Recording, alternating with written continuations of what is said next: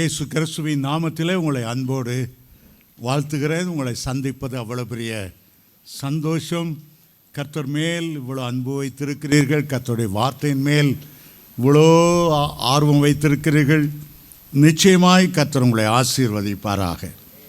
இன்றைக்கும் பரலோக ராஜ்யத்தின் ஒரு உவமையை நாம் கற்றுக்கொள்ளப் போகிறோம்.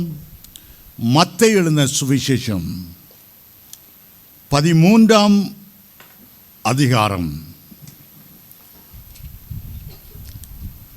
47ஆம் வசனம் முதல் 50வது வசனம் வரைக்கும் திருப்பிக் கொள்ளுங்கள். மத்தேயு 13ஆம் அதிகாரம் 47 முதல்.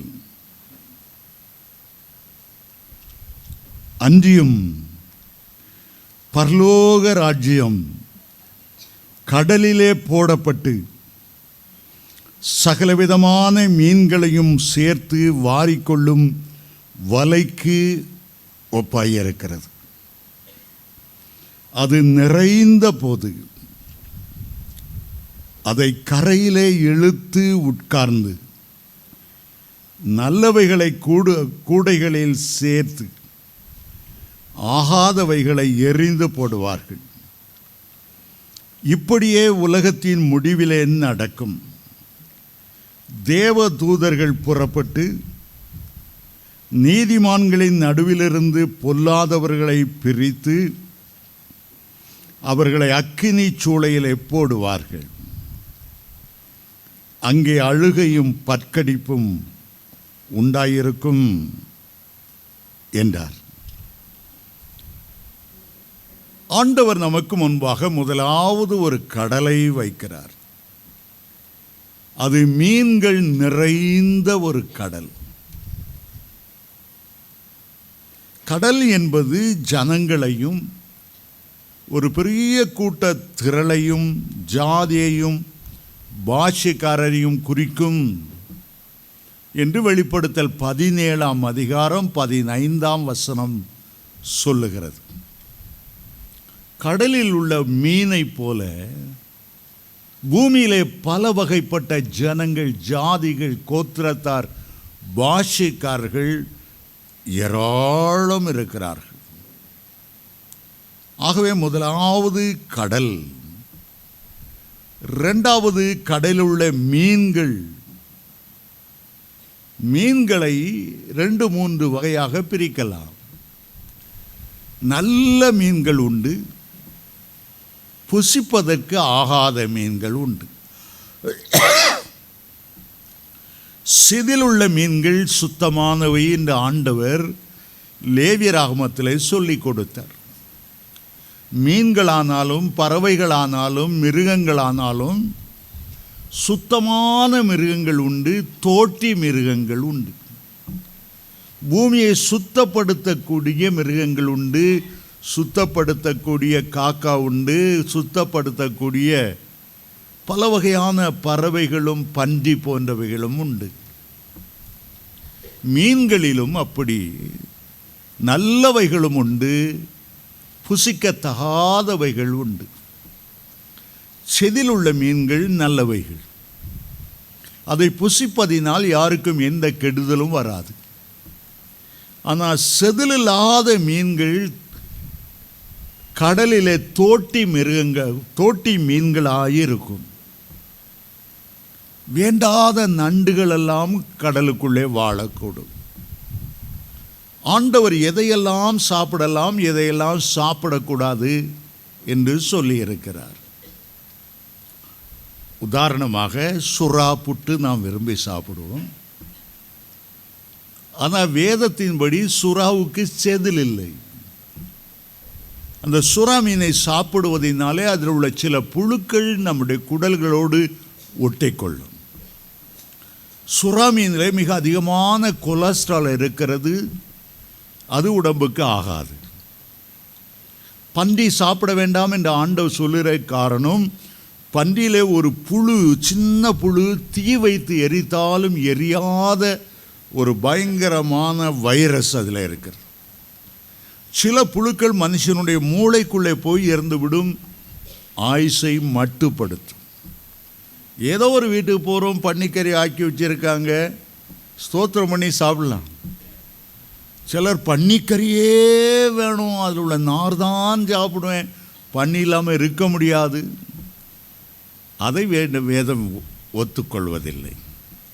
நம்முடைய ஆயுசை கருதி, நம்முடைய நல்வாழ்க்கை கருதி, நம்முடைய ஆரோக்கியத்தை கருதி சிலதை புசிக்கலாம், சிலதை புசிக்கக்கூடாது என்று சொல்லுகிறார். ஆகவே வலையில் கிடைக்கிறது அவ்வளவத்தையும் நான் சாப்பிடுவேன்னு சொன்னால், வலையில் மீன் மட்டும் இல்லை, சின்ன சின்ன குட்டி மிருகங்கள், சின்ன சின்ன தேவையில்லாதவைகளெல்லாம் உள்ளே வந்து இருக்கும். ஆகவே அதை உட்கார்ந்து அதை பிரிக்க வேண்டும். கடலிலே பிடித்த அவைகளை கரைக்கு கொண்டு வர வேண்டும். அந்த கரைதான் பரலோக ராஜ்யம். எல்லா மீன்களும் ஏற்றுக்கொள்ளப்படாதது போல வலையில் அகப்பட்ட எல்லாரும் கர்த்தருடைய ராஜ்யத்துக்கு பாத்திரவான்கள் அல்ல. கரையிலே கொண்டு வந்து அவைகளை வேறு வேறாய் பிரிப்பார்கள். மிராஸ் பீச்சில் போய் மீன் வாங்க போகிறீங்க, வஞ்சிரம் வாங்க போகிறீங்க, சீலா வாங்க போகிறீங்க. கடற்கரையில் அந்த வலையை போட்டு பிடிச்சிட்ட உடனே அங்கே எல்லாம் உட்காந்து பெண்கள் அவங்கெல்லாம் உட்காந்து மண்டமண்டம்னு பிரிப்பாங்க. ஒரே ஜாதி மீனெல்லாம் ஒரு பக்கமாய் வைப்பார்கள். அதுக்கு பிறகுதான் அது மார்க்கெட்டு கொண்டு வருவார்கள். அதுபோல் கடலில் பிடிக்கிறது, உலகமாகிய கடலிலே, ஜனங்களாகிய கடலில் பிடிக்கப்படுகிறவைகளை வேறு பிரிக்கிறவர்கள் தேவதூதர்கள். தேவதூதர்களுக்குத்தான் அந்த வேலை ஆண்டவர் கொடுக்கிறார். களையிலிருந்து கோதுமையை பிரிக்க வேண்டிய வேலை தேவதூதருடைய வேலை. துன்மார்க்கர் நடுவிலே பரிசுத்தவான்களை, நீதிமான்களை வேறு பிரிக்க வேண்டிய வேலை தேவதூதருடைய வேலை. நல்ல கனி கொடுக்கிற கனிகளை ஒரு பக்கம் வைப்பார்கள், கசப்பான புளிப்பான கனி கொடுக்கிறதை இன்னொரு பக்கத்தில் வைப்பார்கள். வேறு பிரித்தலின் காலம் என்று ஒன்று உண்டு. 25ஆம் அதிகாரம் மத்தேயுவில் சொல்லுகிறார், ஆடுகளையும் வெள்ளாடுகளையும் வெவ்வேறாய் பிரிப்பார். வெள்ளாடுகளை தன்னுடைய வலது பக்கத்தில் நிறுத்தி, ஆசீர்வதிக்கப்பட்டவர்களே, உலக தோற்றம் முதல் இது முதல் உங்களுக்காய் ஆயத்தம் பண்ணப்பட்ட பரலோக ராஜ்யத்துக்குள் பிரவேசியுங்கள் என்று சொல்லுவார். ஆகவே நல்ல மீன்களை, வலையில் அகப்படுகிற நல்ல மீன்களை எடுத்து மேன்மையான இடத்துக்கு ஆண்டவர் கொண்டு போகிறார். வலை போடுகிற ஒரு கூட்டத்தை பார்க்கிறோம். அவர்கள்தான் சுவிசேஷகர், அவர்கள்தான் அப்போஸ்தலர், மேய்ப்பர்கள், தீர்க்கதரிசிகள், போதகர்கள் என்று அழைக்கப்படுகிற 5 வகை கூட்டத்தார் தான் வலை போடுகிறார்கள். அவர்கள் கர்த்தருடைய ஊழியக்காரர்கள், கர்த்தர் சொன்னபடியே செய்கிறவர்கள். இந்த ஓமையை ஆண்டவர் கலிலேயா கடற்கோரம் இருந்து இந்த வார்த்தைகளை சொல்லுகிறார். ஆண்டவருடைய சீஷர்களிலே 9 பேர் மீன்பிடிக்கிறவர்கள், 2 பேர் வரி வசூலிக்கிறவர்கள், மத்தேயு, லேவி. ஒருவர் பொதுவான வியாபாரம் செய்கிறவர். முற்பிதாக்கள் எல்லாம் ஆடு மாடு மேய்க்கிற மேய்ப்பர்களாய் இருந்தார்கள். பிறகு விவசாய தொழிலிலே இறங்கினார்கள். முழு இஸ்ரவேலிலும் கலிலேயா கடலை சுற்றி ஏறக்குறைய 2000 மீன்பிடிக்கிற குடும்பங்கள் வாழ்ந்து வந்தன, 2000 மீன்பிடி படகுகள் இருந்தன என்று ஒரு வரலாற்று ஆசிரியர் அவர் எழுதுகிறார். முதலாவது அந்த கடலை பற்றி, வலையை பற்றி சொல்வதற்கு முன்பு இஸ்ரவேல் தேசத்தில் உள்ள 3 முக்கியமான கடல்களை நான் சொல்ல விரும்புகிறேன். எல்லாருக்கும் பயன்படுகிற ஒரு அருமையான கடல் கலிலேயா கடல். கலிலேயா கடல் மற்ற உலகத்தில் உள்ள எந்த கடலோடும் இணைக்கப்பட்டது அல்ல. அதை கடல் என்று சொல்வதற்கு பதிலாக அதை ஒரு ஏரி என்று சொல்லலாம். அந்த கலிலேயா கடலுக்கு பல வகை பெயர்கள் உண்டு. கெனசரேத்து கடல், கலிலேயா கடலின் ஒரு பகுதியை கெனசரேத்து கடல் என்று அழைப்பார்கள்.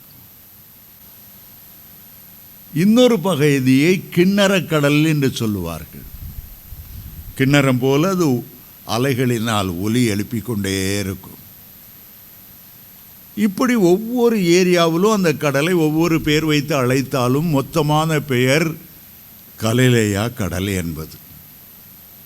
இந்த கடலில் நிரப்பி இருக்கிற தண்ணீர் யோர்தான் நதியால் வருகிற தண்ணீர் தான் ஒரு பெரிய கடல் போல அதில் நிரப்பி இருக்கிறது. கலிலேயா கடலினுடைய நீளம்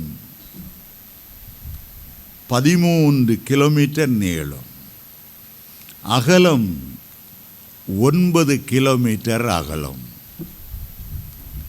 யோர்தான் நதி எர்மோன் மலைகளிலிருந்து உற்பத்தியாகி லெபனோனை தாண்டி இஸ்ரவேல் தேசத்துக்குள் வருகிறது. யோர்தான் என்ற வார்த்தைக்கு மேலிருந்து கீழே பாய்தல் என்பது அர்த்தம். ஒரு நல்ல அருமையான நதி. இஸ்ரவேலில் ஒன்றுதான் பெரிய நதி, மற்றதெல்லாம் குட்டி குட்டி குட்டி குட்டி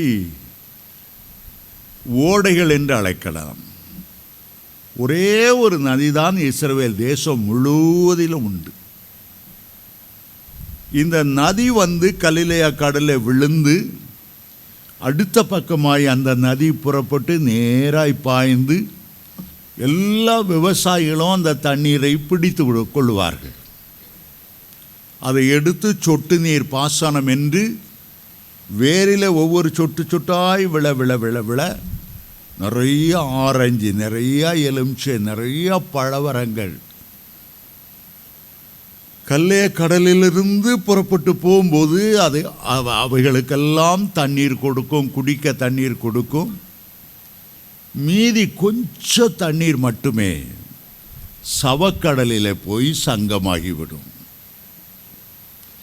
இந்த கலிலேயாவை சுற்றியுள்ள சுத்தமான குடி தண்ணீர் அதில் யோர்தான் விழுகிறனால நிறைய மீன்கள் அதில் இருக்கும். நிறைய மீன்கள் அதில் இருக்கும். ஒரு சயின்டிஸ்ட் ஆராய்ச்சி செய்தார். எத்தனை வகையான நல்ல மீன்கள் இந்த கலிலேயா கடலில் இருக்கிறது. அவர் உள்ளே ஆராய்ந்து பார்த்தபோது 153 விதவிதமான மீன்கள் அதில் இருக்கிறதை கண்டார். கார்ப் என்ற ஒரு மீன், கேட்ஃபிஷ் மீச வச்சிருக்கிற மாதிரி இருக்கும். ஆக 153 வகை ரகங்கள் விதவிதமான மீன்கள் இருக்கிறதை கண்டுபிடித்தார். அவர் கண்டுபிடிக்க காரணம் என்னவென்றால், இயேசு உயிரோடு எழுந்த பின்பு பேதுரு அதே கடலில் போய் பின்மாற்றத்தில் போய் மீன் பிடிக்க போனார். இரவு முழுவதும் ஒரு மீனையும் பிடிக்க முடியவில்லை. இயேசு கிறிஸ்து சொன்னார், பிள்ளைகளே, புசிக்கிறதுக்கு ஏதாகிலும் உண்டா? ஒன்றுமில்லை. இரவெல்லாம் பிரயாசப்பட்டும் ஒன்றும் பிடிக்கவில்லை. சரி, வலது புறத்திலே உங்கள் வலைகளை போடுங்கள். வலது புறத்திலே போட்ட போது அதை கரையை இழுக்க முடியாத அவ்வளோ பெரிய பெரிய மீன்கள். எத்தனை மீன்கள் இருந்து என்று எண்ணினார்கள். இதுவரைக்கும் ஒரு இடத்துலையாவது எவ்வளோ மீன் பிடிச்சிருக்கோன்னு எண்ணதில்லை. ஆரம்பத்தில் பேதுருவை அழைக்கும் போது முழுவதும் பிரயாசப்பட்டு ஒரு மீனையும் பிடிக்க முடியல. வேதனையோடு வலை அலசி கொண்டிருந்தவர்களுக்கு ஆண்டவர் சொன்னால், ஆழத்தில் தள்ளி போய் வலைகளை போடுங்க. முதல் முறை பேதுருவை சந்திக்கும் போது ஆழத்தில், கடைசி முறை சந்திக்கும் போது வலது புறத்தில். ஆழத்தில் தள்ளிக்கொண்டு போட்டபோது 2 வலைகளும் கிழியத்தக்கதாக, நிரப்பின 2 படகுகளும் அமிழ்ந்து போகத்தக்கதாக ஏராளம் மீன்களை பிடித்தார்கள், எண்ணவில்லை. ஆனால் இயேசு உயிர்த்தெழுந்த பிறகு அந்த படகை கரைக்கு இழுத்து கொண்டு வந்தபோது உள்ளே 153 மீன்கள் இருந்ததை அவர்கள் எண்ணினார்கள், கண்டுபிடித்தார்கள். ஏன் ஆண்டவர் கரெக்டா 153? அந்த எண்ணில ஏதோ ஒரு ரகசியம் இருக்கிறது. அதை வைத்து அவர் ஆராய்ந்து ஆராய்ந்து ஆராய்ந்து ஆராய்ந்து கடைசியில் எத்தனையோ வருஷங்களை பிறகு கண்டுபிடித்தார், கலிலேயா கடலிலே 153 வகை மீன்கள் இருக்கின்றன. ஒவ்வொரு வகையிலும் ஒன்றொன்று, ஒவ்வொரு ஜாதியிலும், ஒவ்வொரு ஜனக்கூட்டத்திலும், ஒவ்வொரு பாஷைக்காரிலும் இருந்து பரலோகத்தை அவ்வளவு பேர் நிரப்புவார்கள். பரலோகத்தில் அவருடைய ரெப்ரசன்டேஷன் இருக்கும். ஆரம்பத்தில் நான் வேதத்தை வாசிக்கும் போது பல முறை எண்ணி இருக்கிறேன், ஏன் 153? நான் எண்ணிக்கொண்டேன், இது என்னுடைய விளக்கம். 100 என்பது இஸ்ரவேலின் பூரணம். ஒரு மனுஷனுக்கு 100 ஆடுகள் இருந்தது. ஈசாக்கை ஆசீர்வதிக்கும் போது 100 மடங்கு ஆசீர்வதித்தார். 100 என்பது ஒரு பூரணம், இஸ்ரவேலின் பூரணம். 50 என்பது புறஜாதியாரின் பூரணம். 3 என்பது திருத்துவத்தின் பூரணம். பிதா, குமாரன், பரிசுத்த ஆவி என்று அழைக்கிறோம். ஆகவே 100ஐயும், இஸ்ரவேலின் பூரணமான 100ஐயும், புறஜாதியாரின் பூரணமாகிய 50ஐயும், திருத்துவ தேவனின் பூரணமாகிய 3ஐயும் சேர்த்து பிடிக்கும்போது 153 என்று வருகிறது. ஏற்கனவே பரலோகம் முழுவதையும் பிதா, குமாரன், பரிசுத்த ஆவியானவர், திருத்துவத்தின் பூரணரானவர் அங்கே நிரப்பியிருக்கிறார். உலகத்திலிருந்து இஸ்ரவேலின் பூரணர் 100 பேர், புறஜாதியாரின் பூரணம் 50. ஆகவே 153 பரலோகத்தை நிரப்பும் என்பது அதனுடைய அர்த்தமாகும். அருமையான தேவனுடைய பிள்ளைகளே, இந்த கடலிலே பலவித மீன்கள் இருக்கிறது. உலகத்திலே புறஜாதியார் இருக்கிறார்கள், இந்துக்கள் இருக்கிறார்கள், இஸ்லாமியர் இருக்கிறார்கள், நாத்தியர்களும் இருக்கிறார்கள். அவர்களை பிடிப்பதற்கு தனித்தனி வலைகள் இருக்கிறது. இஸ்லாமியரை பிடிப்பதற்கென்றே ஆண்டவர் சிலரை தெரிந்து கொண்டிருக்கிறார். சார் ஜான் ஜோசப் உங்களுக்கு தெரியும், இஸ்லாமியர் மத்தியில் ஊழியம் செய்கிறவர். வெங்கடேஷ் என்ற ஒரு அருமையான சகோதரன் டிவியில் பேசுவார். இப்போது ஒரு நல்ல CD வெளியிட்டு இருக்கிறார், முடிந்தால் கேட்டு வாங்குங்கள். என்கிட்ட இல்லை. அவர் இஸ்லாமியருடைய கேள்விகளுக்கு பதில் சொல்வது எப்படி என்ற ஒரு நல்ல CD. ஆண்டவர் அவர்களுக்கென்று வலை போடுவதற்கு சிலரை வைத்திருக்கிறார். இந்த கடலிலே பார்த்தால் நிறைய கத்தோலிக்க மீன்கள், CSI மீன்கள், லுத்தரன் மீன்கள், ஆங்கிலிக்கன் மீன்கள், பெந்தகோஸ்தே மீன்கள், நிறைய மீன்கள் இருக்கிறது. யாருக்கு யாரை வைத்து என்ன வலை போடணுங்கிறது ஆண்டவருக்கு தெரியும். கத்தோலிக்கர்களுக்கு ரொம்ப இஷ்டம், நல்லா பாட்டு பாடுவாங்க, பாட்டை கேட்பாங்க. ஆண்டவர் கத்தோலிக்க மார்க்கத்திலிருந்து தந்தை பெர்க்மன்ஸை அனுப்பி பாட்டுங்கிற வலையை போட்டு நிறைய பேர் கொண்டாந்துட்டார். சாது செல்லப்பாவை கொண்டு இந்து மார்க்கத்தில், இந்து புராணங்களில் இயேசு ஒவ்வொரு மந்திரத்துக்கும் என்னென்ன அர்த்தம் இருக்கிறது அவரை கொண்டு நிறைய பேர் அழுறார். ஜஸ்டின் பிராமாரம் வந்தால் 2ஆம் வருகையை பற்றி இனி சம்பவிக்க போகிறதுன்னு அழகாய் பேசுவார். அவர் போடுற வலை வேற. டிஜிஎஸ் தினகரன் மனதுருக்கம் உள்ள அன்பின் வலையை போட்டு அப்படியே இழுத்துருவார். மோகன் சிலாசர் ஒரு வலை வச்சிருக்கார். ஜபம் ஜபம் ஜபம் ஜபம் கிறிஸ்தவனே போட்டு உடைச்சி ஜெபிக்கலான்னு இப்போ கிறிஸ்தவனே இல்லை, உடைச்சி தள்ளுவார். ஜிபிஎஸ் ஒரு வலை போட்டார்னா எப்போ பார்த்தாலும் அபிஷேகம் தான் பேசுவார். சிலரை எப்போ பார்த்தாலும் முழுக்கு ஞாசம் முழுக்கு சாவுற வரையும் தான் அதே பேசிகிட்டு இருப்பாங்க. சாம் ஜோபத்தில் கையில் ஒரு வலை கொடுத்துருக்கிறாரு. என்ன வலையோ தெரில, புஸ்தமாக எழுதி தள்ளிகிட்டே இருப்பார். ஆடுற மாட்டை ஆடி கறக்கணுமா, பாடுற மாட்டை என்ன வலையில் எது மாட்டோங்கிறது ஆண்டவர் தான் தெரியும். எல்லா மீனுக்கும் எல்லா வலையும் போட மாட்டாங்க. சில சின்ன மீன் பிடிக்கணும், அயில மீன் பிடிக்கணும், சின்ன வலையாக போடணும்.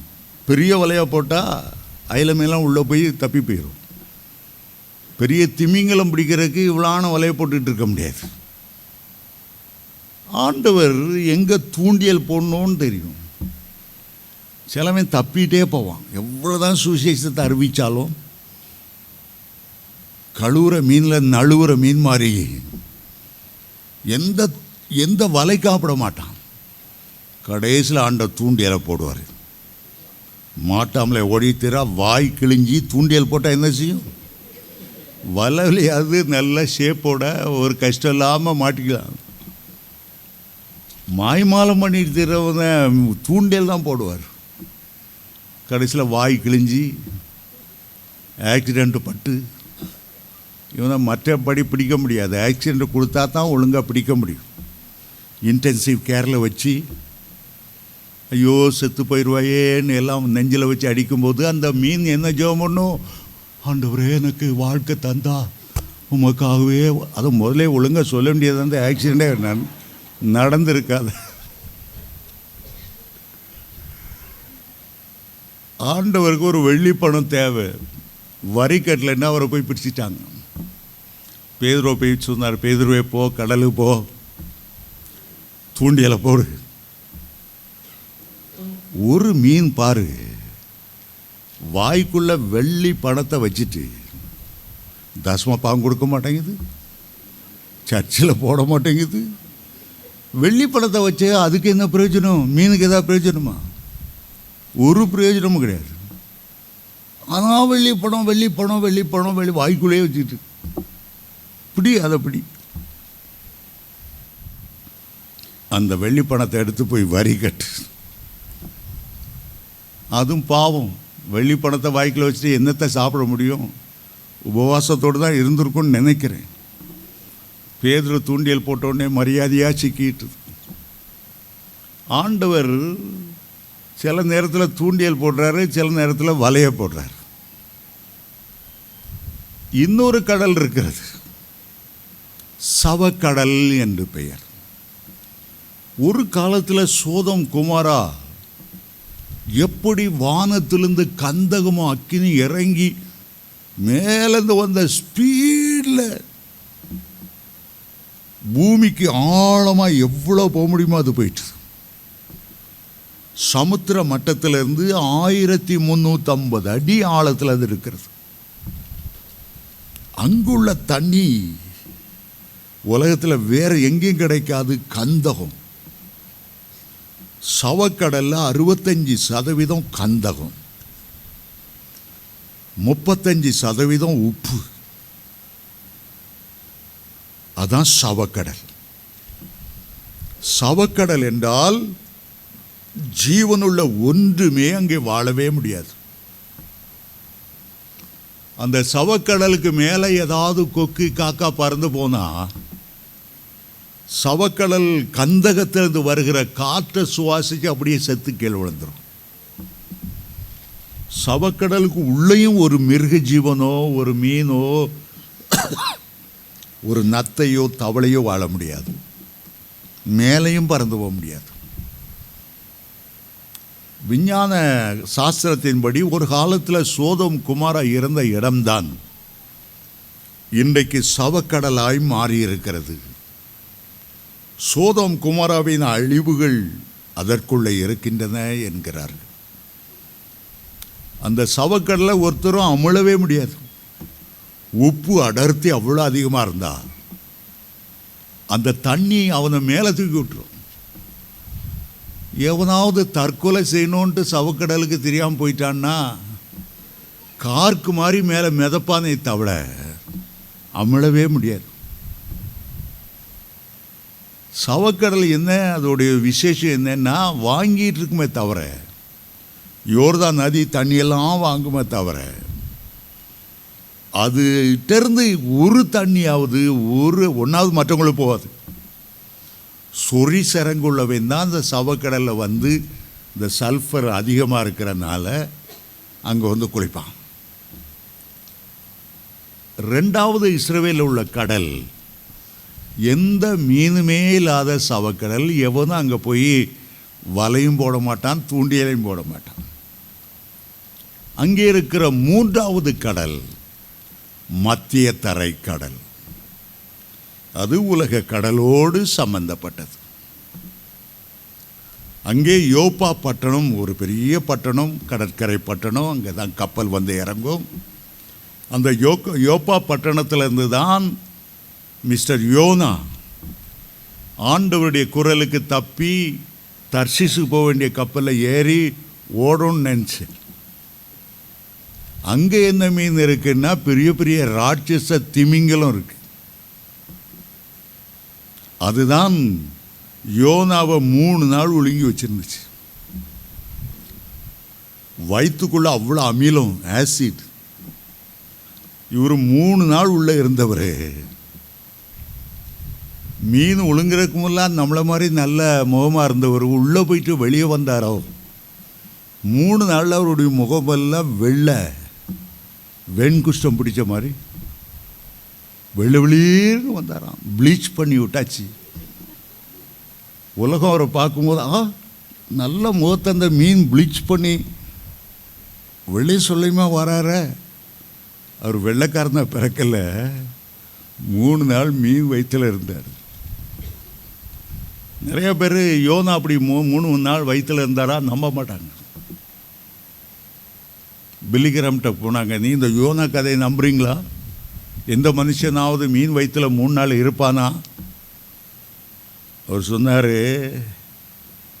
யோனா வயிற்றுக்குள்ளே அந்த திமிங்கலம் இருந்ததுனாலும் நான் நம்புவேன். திமிங்கலத்து வயிற்றுக்குள்ள யோனா இருந்தாருனாலும் நம்புவேன். காரணம், ஆண்டவர் அதை சொல்லியிருக்கிறார். மனுஷகுமாரன் மரித்து 3 நாள் எப்படி பூமியின் வயிற்றில் இருந்தாரோ அதே போல யோனா 3 நாள் மீனின் வயிற்றில் இருந்தார்.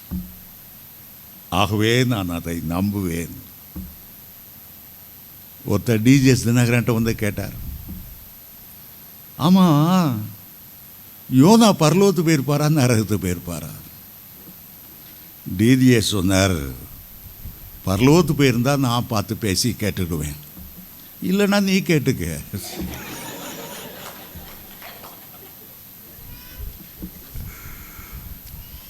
ஆகவே இஸ்ரவேலில் 3 விதமான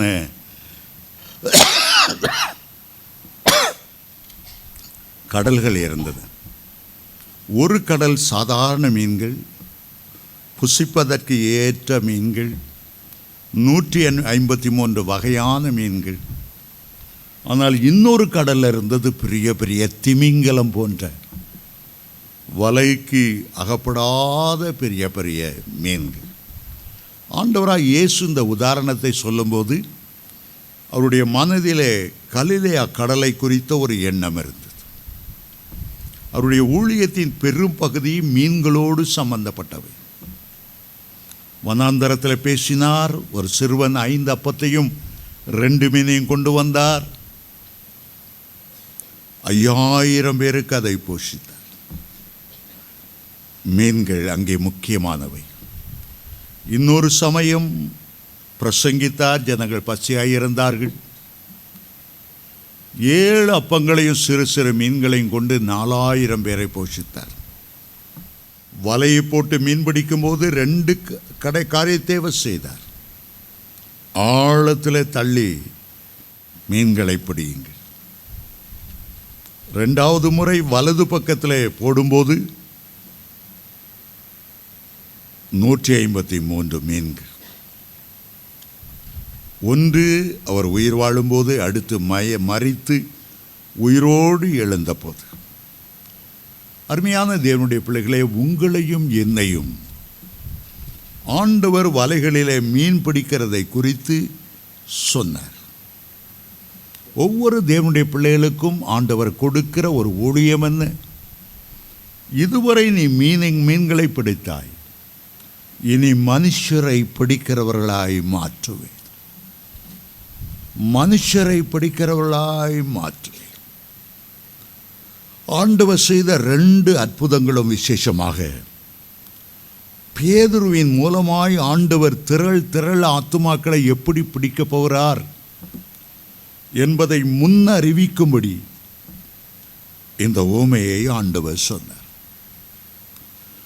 ஆரம்பத்திலே நீ மீன்களை பிடித்து கொண்டிருந்தாய், இனி ஜனங்களை பிடிக்கிறவனாக்குவேன். பெந்தைக்கோஸ்தை நாளிலே அவரை அறியாமலேயே வலை போட்டார். 3000 மீன்கள் ஒரே பிரசங்கத்தில் கிடைத்தார்கள். மீன் என்று சொல்லுவது ஆத்துமாக்கள்.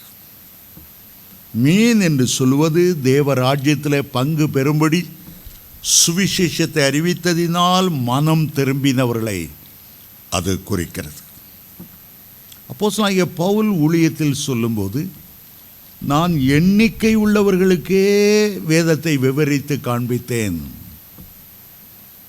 ஆனால் பேதுருடைய ஊழியம் திரள் ஆத்துமாக்களை பிடிப்பதாகும். பரலோக ராஜ்யத்தின் திறவுகோலை நான் உனக்கு தருவேன். நீ திறந்து எவ்வளோ பேரை பரலோக ராஜ்யத்துக்குள்ள அனுப்ப முடியுமோ நீ அனுப்பு. மற்ற எந்த சீஷர்கள் எவ்வளவு ஆதாயம் பண்ணினார்கள் என்று எழுதப்படாமல் பேதுருடைய ஊழியத்தின் மூலமாய் 3 முறை எழுதப்பட்டிருக்கிறது. 3000 பேரை கர்த்தருக்குள்ளே நடத்தினார், 5000 பேரை நடத்தினார், பிறகு திரளான ஜனங்களை நடத்தினார். ஆண்டவர் ஒவ்வொருவருக்கும் எங்கெங்கே வலை போடணும்னு சொல்லி கொடுக்கிறார். சிலர் வலையை கடலில் போட மாட்டாங்க, பக்கத்து வீட்டுக்காரன் மீன் தொட்டியில் போய் வலை போட்டுட்டு இருப்பாங்க. ஏப்பா, டேப் தண்ணியில் போய் வீட்டில் வச்ச அவன் பாவம் அழகாக இருக்குது, கலராக இருக்குன்னு கோல்டு ஃபிஷ் அது இதை வாங்கி வச்சா அவன் வலையை கொண்டு அதில் போட்ட மாதிரி சிலர் சபைகளுக்குள்ளே வலை போட்டுட்டு உட்காந்துருப்பாங்க. நல்லதான், வெரி குட். ஏலிம் சபையில் மட்டும் வலை போட யாரையும் நாங்கள் அலோவ் பண்ணுறதில்லை. ஹல்லேலூயா, ஹல்லேலூயா. மோசே ஆண்டவர் அழைத்தார், எப்பா எகிப்தில் வலை போடு. இஸ்ரவேலர் அங்கே உட்காந்துருக்காங்க. இஸ்ரவேலரை எல்லாரையும் பிடிக்கணும், அவ்வளோ பேரையும் கொண்டு வரணும் கானானுக்கு. ஸோ அவருடைய டியூட்டி என்ன? எகிப்தில் வலை போட்டு அவ்வளோ இஸ்ரவேலரையும் பிடிச்சி கானானுக்கு கொண்டு போகணும். அதான் உனக்கு டியூட்டி. அந்த டியூட்டியை முடிக்கும் போது இவருக்கு 120 வயசு ஆயிட்டு. உடனே அடுத்த டியூட்டி யோசுவாவை எழுப்பினார். உனக்கு என்ன வேலை? இஸ்ரவேலரை அந்த கானானுக்குள்ளே கொண்டு போகணும். அங்குள்ள 7 ஜாதியும் 31 ராஜாக்களையும் முறியடிக்கணும். கானான் தேசம் முழுவதும் இந்த 12 கோத்திரங்களுக்கு நீ பிரித்து கொடுக்கணும். நியாயாதிபதிகளுக்கு என்ன டியூட்டி? ஜனங்களுக்கு நியாயம் விசாரிக்கணும். உன்கிட்ட வர்றவங்க எல்லாருக்கும் நியாயம், நீதி, புறஜாதியார் வந்து படையெடுத்து வரும்போது பாதுகாக்கணும். சவுலுக்கு என்ன டியூட்டி? பெலிஸ்தியரை நீ ஒடுக்கணும். தாவீதுக்கு என்ன டியூட்டி? இஸ்ரவேல் தேசத்தை நீ விரிவாக்கணும். ஏத்தியர், எபியூசியர், கானானிய, அந்த அவங்க கிர்காசியர் எல்லாரும் யுத்தம் பண்ணி தேசத்தை ரொம்ப விரிவடைய செய்தது தாவீது. சாலமோனுக்கு என்ன டியூட்டி? தேவாலயத்தை கட்டணும், தேச அமைதியாக இருக்கும்படி நீ வழி நடத்தணும். ஒவ்வொருத்தருக்கும் ஒவ்வொரு டியூட்டி, ஒவ்வொருத்தருக்கும் ஒவ்வொரு டியூட்டி. ஒருக்கா வட இந்தியாவில் வந்த ஒரு மிஷினரிய சாட்சி கேட்டேன். நான் நிறைய பேர் ஆண்டவருக்கு நான் நடத்தியிருப்பாருன்னு நான் நினச்சி ஆசையாக போனேன். ஏன்னா அந்த மிஷினரி கூட்டத்துக்கு நான் தான் தலைமை தாங்கணும். ஆகவே அங்கிருந்து வந்த அந்த மிஷினரி சாட்சி சொன்னார், 20 வருஷம் ஊழியம் செய்து ஒரு ஆத்மாவையும் சம்பாதிக்க முடியல. எல்லாருக்குமே சோர்வாயிட்டு. என்னடா வலை போடுறதுக்கு வட இந்தியாவுக்கு போனார். வலை போட்டு மீனை பிடிக்கணும்னு ஹிந்தியெல்லாம் கற்றுக்கிட்டாரு. கடைசியில் 20 வருஷம் மிஷனரியாக பணியாற்றி ஒரு ஆத்மாவை ஆதாயம் பண்ணலேன்னு உட்கார்ந்துருந்தேன். அப்போதான் எனக்கு தெரிந்தது, நோவா 120 வருஷம் பிரசங்கம் பண்ணியும் அவருடைய குடும்பத்தை தவிர வேற ஆட்களை ஆதாயம் பண்ண முடியல. ஆனால் உன்னை அழைத்த அழைப்பில் நீ சின்சியராக முயற்சித்து பார். மீதி கர்த்தருடைய கையில் இருக்கிறது. சுவிசேஷத்தை அறிவிக்க வேண்டியது நம்முடைய கடமை. ஆனால் ஆத்துமாக்கள் ரட்சிப்பது ஆண்டவருடைய கையில் இருக்கிறது. இந்த மிஷினரிக்கு 20 வருஷமா ஆத்துமா கிடைக்கல. நோவா 120 வருஷம் பிரசங்கம் பண்ணியும் அவர் ஆத்துமா கிடைக்கல.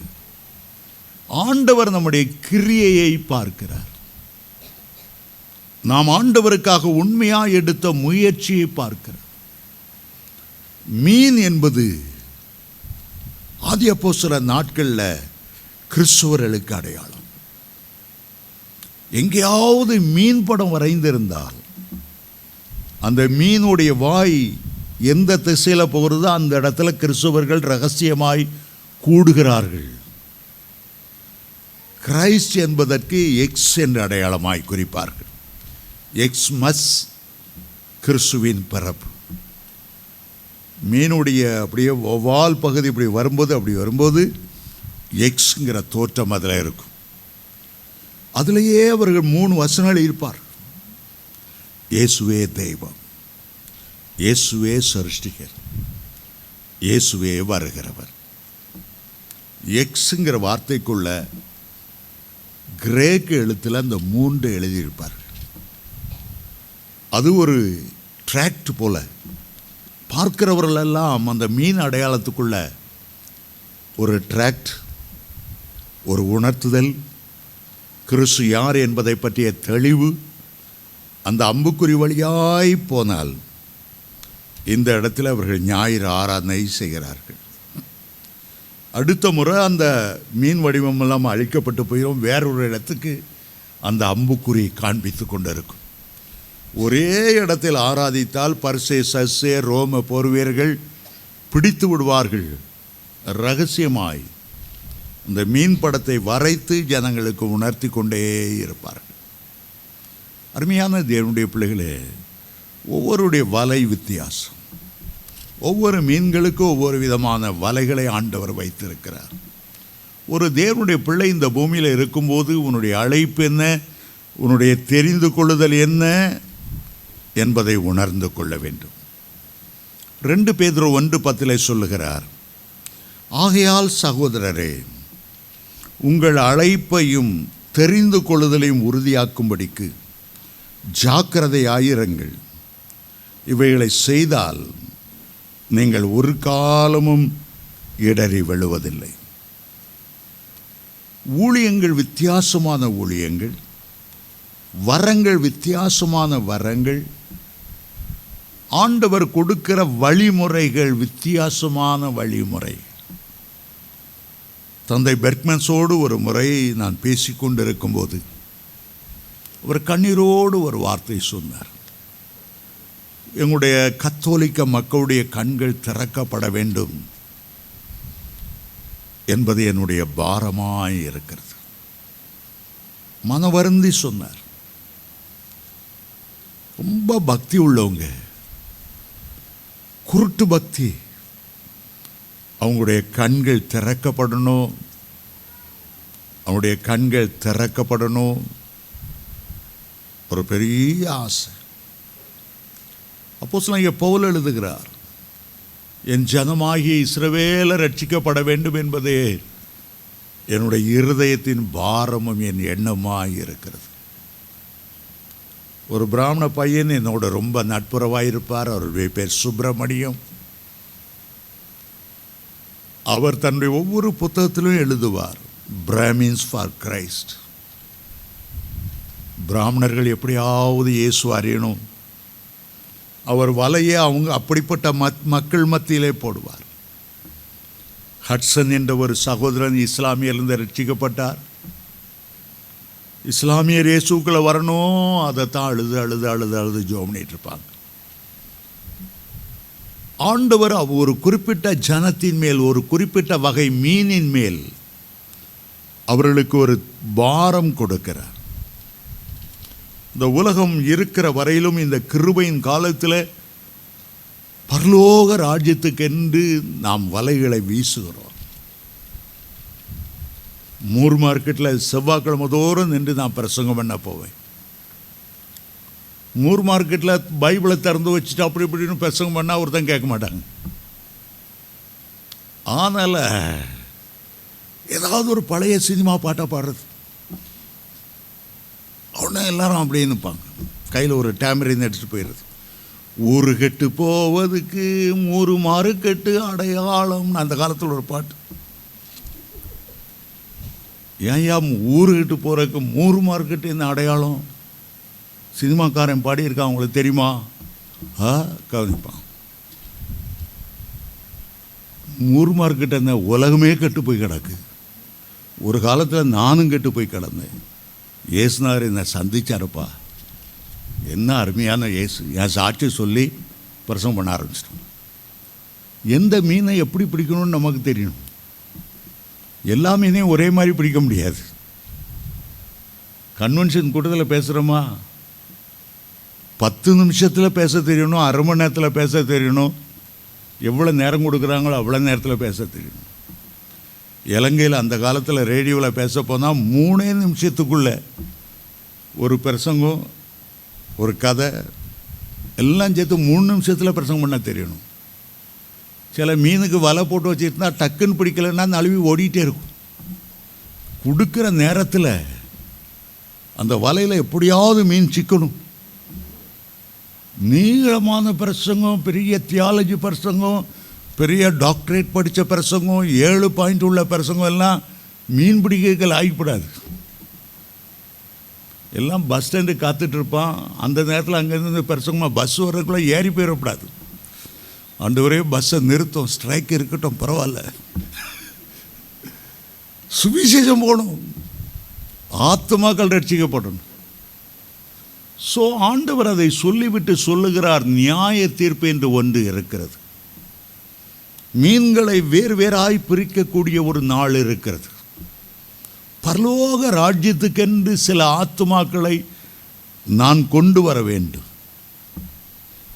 இந்த தொழுவத்தில் இல்லாத வேறு ஆடுகளும் எனக்கு உண்டு, அவைகளை நான் கொண்டு வர வேண்டும்.